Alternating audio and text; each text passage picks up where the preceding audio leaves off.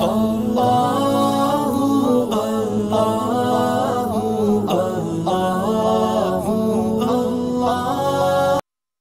اللہ الرحمن الرحیم۔ شفاعت کا مضمون چل رہا ہے کہ کل قیامت کے دن کون کس کی شفاعت کرے گا، کس کے کام آئے گا۔ انہی میں سے ایک یہ بھی ہے کہ والدین کے حق میں نابالغ بچے کی سفارش۔ حضرت عبداللہ ابن مسعود رضی اللہ عنہ سے روایت ہے کہ نبی اکرم صلی اللہ علیہ وسلم نے ارشاد فرمایا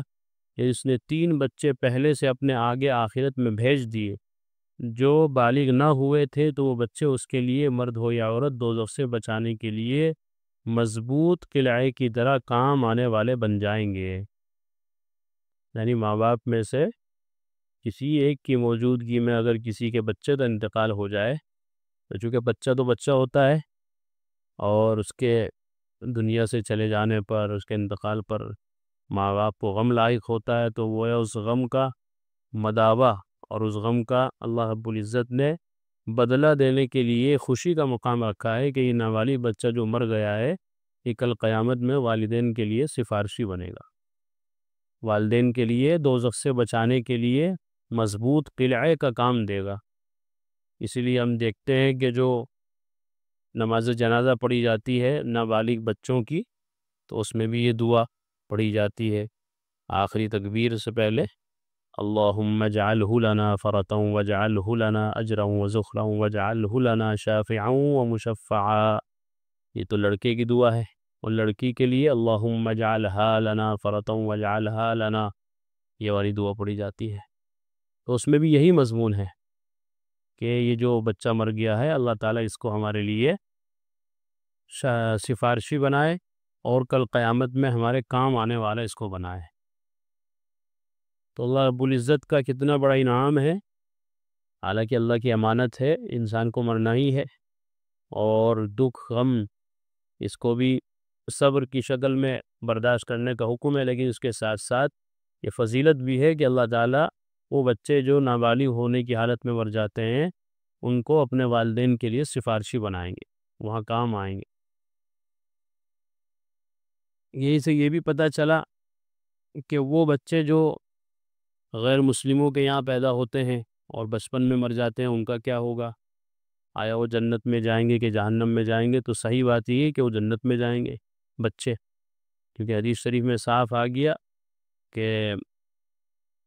ما من مولود یولد علی الفطرہ، جو بھی بچہ پیدا ہوتا ہے وہ فطرت اسلام پر پیدا ہوتا ہے، فَأَبَوَاهُ يُحَوِّدَانِهِ أَوْ يُنَصِّرَانِهِ أَوْ يُمَجِّسَانِهِ، پھر اس کے ماں باپ اسے یہودی بنا دیتے ہیں، اس کو نصرانی بنا دیتے ہیں، اس کو مجوسی بنا دیتے ہیں، یعنی جیسے ماں باپ ہوتے ہیں اپنے بچے کو بھی پھر وہ اسی مذہب پر لے کر چلے جاتے ہیں۔ تو اس لیے جو بچے بچپن کی حالت میں مر جاتے ہیں، چاہے وہ مسلمانوں کے ہوں یا غیر مسلمین کے ہوں، وہ جنتی ہیں۔ یہ سن کر حضرت ابو ذر رضی اللہ عنہ نے عرض کیا کہ میں نے تو صرف 2 بچے آگے بھیجے ہیں، یعنی میرے 2 بچے نابالغ ہونے کی حالت میں مر گئے ہیں، میرے بارے میں کیا فرماتے ہیں؟ ارشاد نبوی ہوا کہ 2 بچے جو آگے بھیجے ہیں ان کے بارے میں بھی یہی بات ہے۔ کیا بات ہے؟ کہ وہ بچے جو بالغ ہونے سے پہلے انتقال کر گئے ہیں وہ اپنے ماں باپ کے لیے ان کو دوزخ سے بچانے کا کام دیں گے، ان کی سفارش کریں گے۔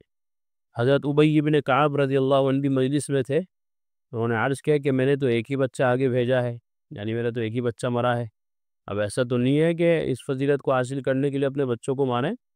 وہ تو ایک اللہ کا فیصلہ ہے کہ اللہ کا فیصلہ اگر آ گیا ہے بچپن ہی میں کسی بچے پر قضا اور قدر کا، اس کا انتقال ہو گیا، تب یہ فضیلت ہے۔ تو حضرت ابی بن کعب رضی اللہ عنہ نے عرض کیا کہ اللہ کے رسول، میرا تو ایک ہی بچہ بالغ ہونے سے پہلے مرا ہے، تو آئے فضیلت مجھے بھی ملے گی نہیں ملے گی، یہ 3 والوں کو بھی ملے گی؟ حضرت صلی اللہ علیہ وسلم نے ارشاد فرمایا کہ ایک کے بارے میں بھی یہی بات ہے،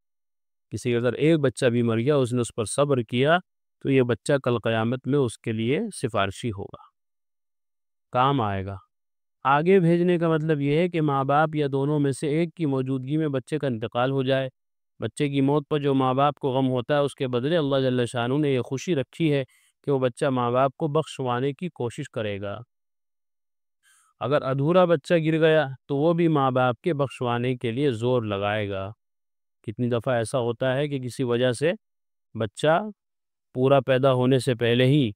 گر جایا کرتا ہے، حمل گر جاتا ہے، یا کوئی ایسی بیماری پریشانی ہو جاتی ہے کہ آپریشن کی وجہ کے ذریعے سے اس کو پہلے ہی نکلوانا پڑتا ہے۔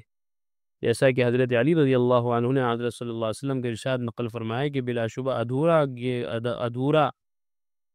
گرا ہوا بچہ بھی اس وقت اپنے رب سے بڑی زبردست سفارش ماں باپ کے لیے کرے گا جبکہ اس کے ماں باپ دوزخ میں داخل کر دیے جائیں گے۔